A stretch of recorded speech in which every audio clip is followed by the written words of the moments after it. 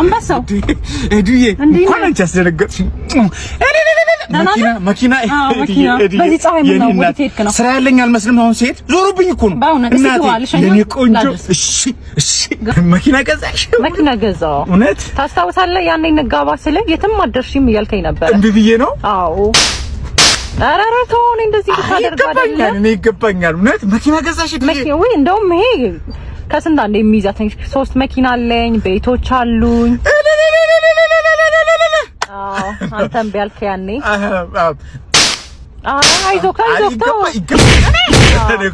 የገፋሁት ሁሉ እኮ ጥሩ ቦታ ደረሰ። እንባችሁ ደረሰ።